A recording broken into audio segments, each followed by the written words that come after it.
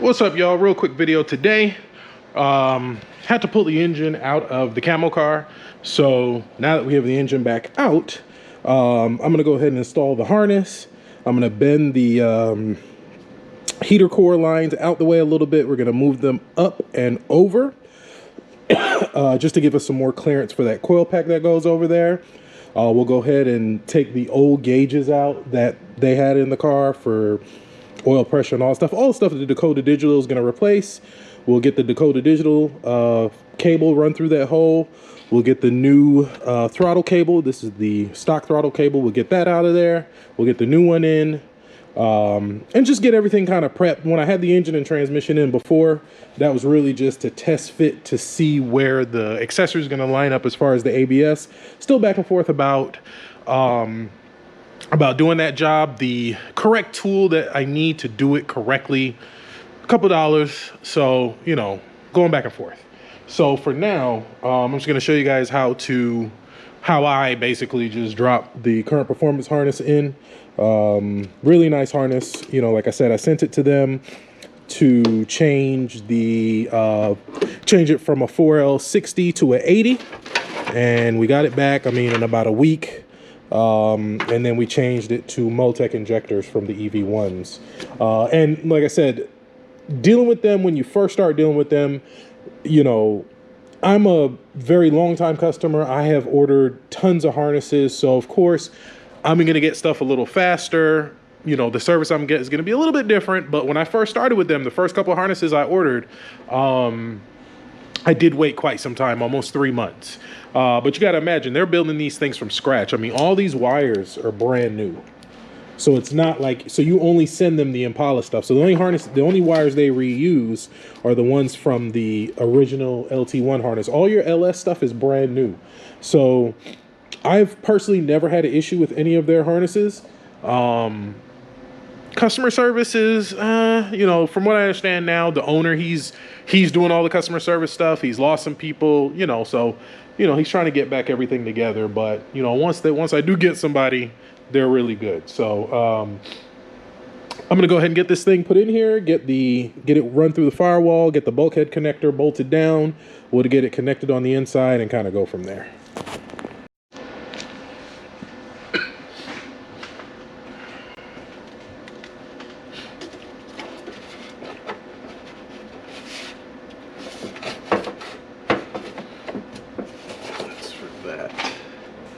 You know, oh, there it is. Okay.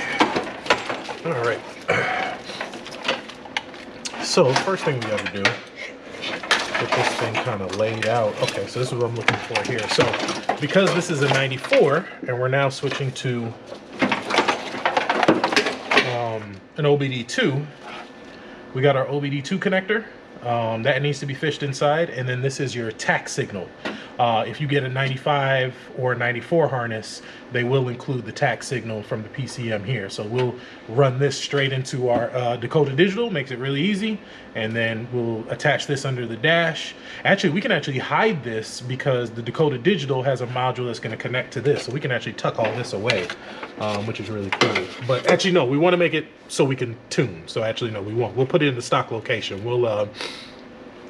We'll cut the old one out, take it out of there, and then we'll put this in the stock location. So it'll have an OBD2 connector now. So the first thing you want to do is get this run through. Push that through there. And then we'll just reach in and pull it.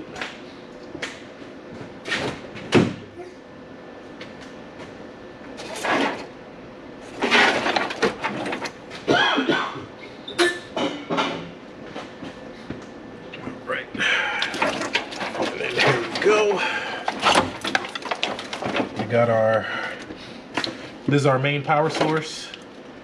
These are gonna be hot all the time. This is gonna be our, oh, actually, I think these are switched. Actually, no, these are hot. This is for your HVAC. Then we got our main bulkhead connector. That's gonna have our main hot, our main ignition, the yellow wires to the starter. And then we got this one. This feeds our gauges and some other stuff. This has got the fuel pump wire here. So all very important stuff. So just get this, just feed it through.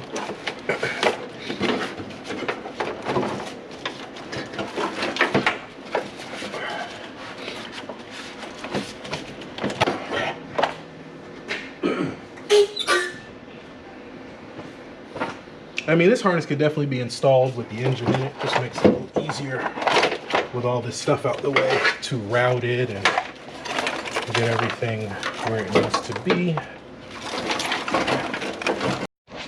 All right, got the harness in. Got the screws. Oh, I got to put the other screw in here, but it's there. Somebody calling me? Nope. All right, fuse box. Got to mount that down. I had to take off the wiper motor because I forgot when I was yanking the engine back out, it broke. So all the mounting brackets on it broke. So I got to replace that. Not a big deal. We'll get that replaced. I'm going to go inside now and take that other gauge thing out. We'll grab the wiring for the Dakota Digital, get that run. We'll get the throttle cable pulled out of there, and I'll show you how to do all that. All right, so yeah, oil pressure and water temp. This is that thing. So we'll pull this out. We'll just cut these wires, get that out of there, and then we'll get this. What I do is I disconnect the throttle cable, complete the pedal, take it out, and then get the, I'll show you how to get the cable off, and I already modified the new cable.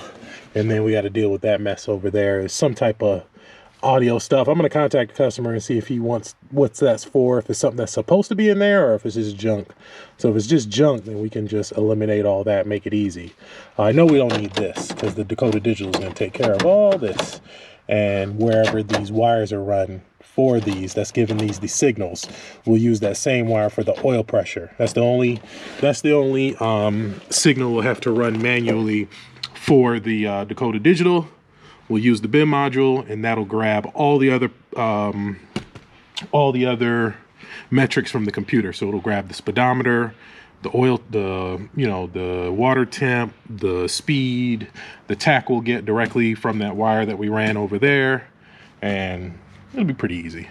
So let me get in there and get that thing removed and get this removed. I think it's just screwed in, and we'll start tearing this thing apart. All right, so we got that thing out. Man, I ended up just taking the whole lower dash off because I was like, you know what, that's gonna have to come off anyway because I gotta put the Dakota Digital in, so I might as well just take it out now, make it easy to get all that crap out the way. So got that old whatever that thing was, old oh man, now this thing is stuck in here, the old gauges, old crappy gauges. So I got those out. Installing the new OBD2 port. So you see it just literally just goes into the same spot as the factory one did. We already cut that off and threw it away because we don't need that. So this will give it stock form look. So we'll just screw this in, and it is a wiring mess under here. This thing really needs this sound system like gone through and really cleaned up because I mean there's so much crap in here, but we'll work around it. We'll try to clean it up the best that we can. Like this is what this is for, but this was the ground for the for those gauges. So we'll just tighten that down.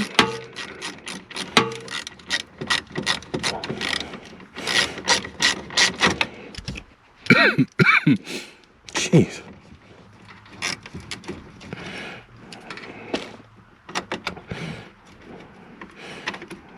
Boom. All right. OBD2 installed. Well, almost. We're almost there. All right. Installed.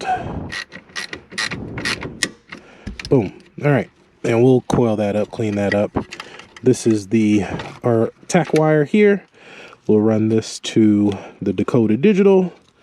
And then this is our Dakota Digital stuff here. So what we need to get is the oil pressure wire, which is, where is it?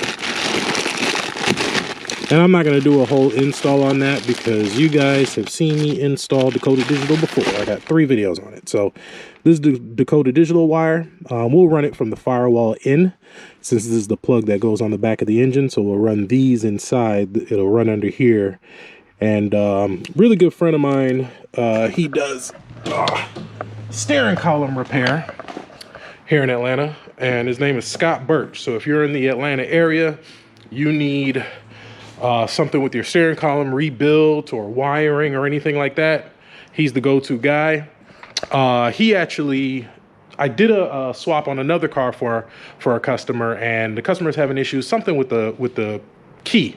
So he called him out, and he actually undid what I did and made it look a lot cleaner. Hey, I'm still learning. I took no offense to it. He sent me some pictures. I was like, man, hell yeah, I like the way you did that.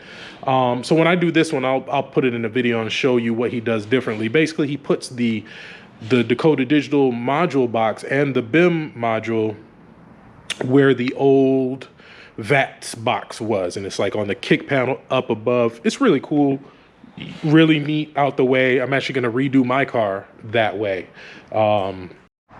So I got the wire fed through there. So this is going to be the oil pressure, and literally this will just come out, boop, plug right into the oil pressure around up here. So that's actually a really cool way to do it. I don't know if I'm going to do it like this every time. I'm just reusing this hole because it was already there. So why not repurpose it? You know, and then now we're going to pull this cable out, get this done, get the new throttle cable in, and I might as well go ahead and hook up the Dakota Digital, just start getting that process started, so that when I do start the engine, I have all the right stuff in there and stuff like that.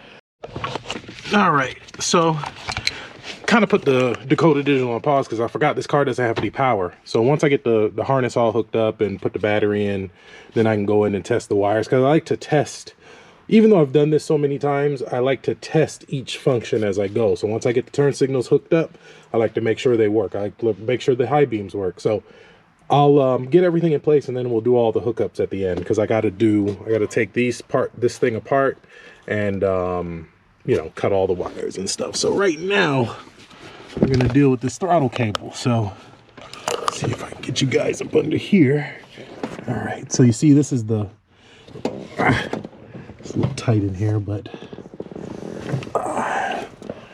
see if you can see it. So right there is where the throttle cable comes in. There's these little tabs you got to squeeze to push it out. That wire running below it right here, that's the wire for the oil pressure. So I'm going to try to get these tabs out so I can get this throttle cable out, but I need both hands. So, and it's really tight under here, so give me a second. All right, well, it's out. So there's some tabs that are right here, but when I'm pulling the old one out, I usually just break them. I don't care, because I toss these. They're easy to come by. So let me show you the new one. And the new cable is really just a stock truck cable from like a 2002, a truck drive-by cable setup, basically the same thing. So here's a comparison. I know it's a little messy, but is that the right side? Yeah. So it's a little bit longer. What I do, so this little piece here is what goes on the pedal. This one comes set up the same way, and basically it's down here, and what I do is I cut this and move it to the back one. Fits perfectly. So sometimes I glue it, but it should stay. It looks like it's still glued. But basically this will attach to the back of the pedal. You'll have this little excess. You can cut it. I don't cut it usually. It's kind of out the way. And then this will go into the firewall, same way the factory one did. So all right. So literally just stick it in there, and then this will run over the engine like this, and then we'll have throttle.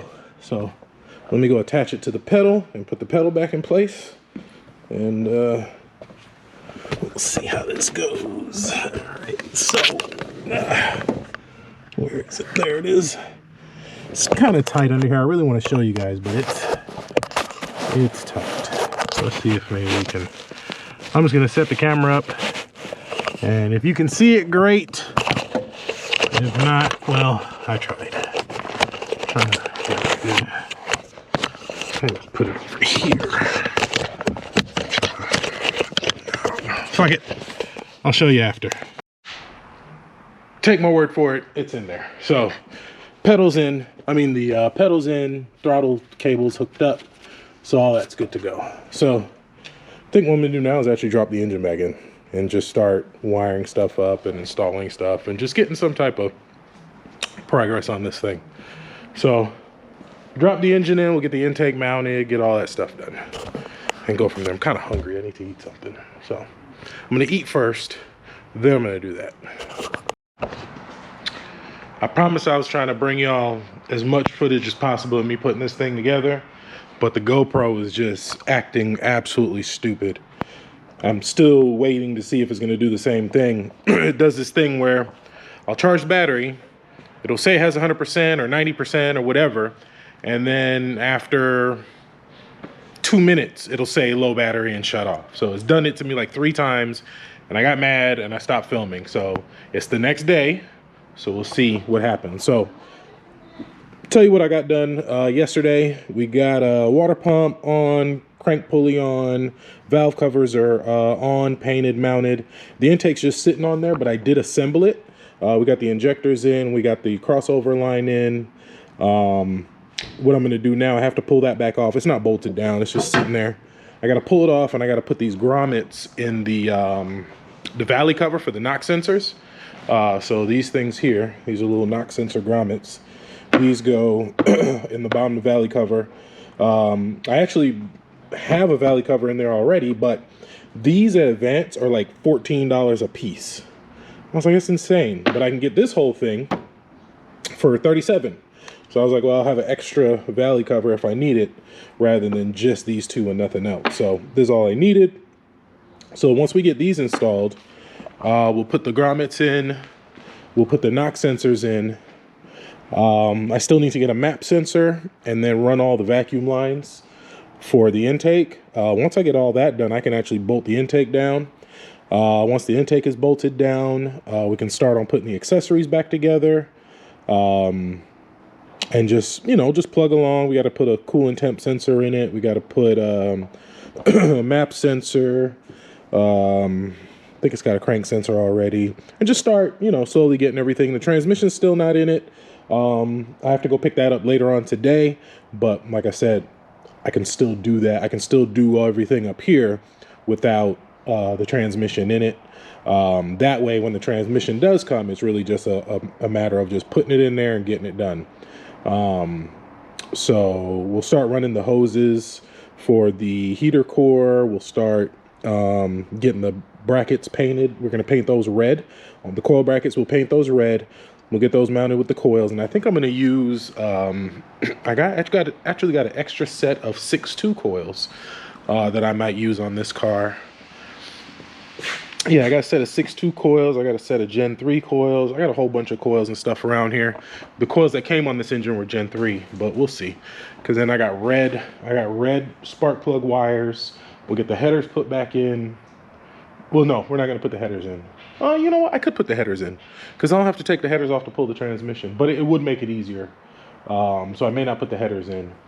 But if I put the headers in, I am going to put the headers in because they're not, I mean, they're a little bit in the way, but not enough to where it's a huge deal. On the lift, it's no problem. So we'll start getting this thing, you know, going and try to get this thing wrapped up pretty quickly. We got a new project coming in. I'll let you guys know about that in a second.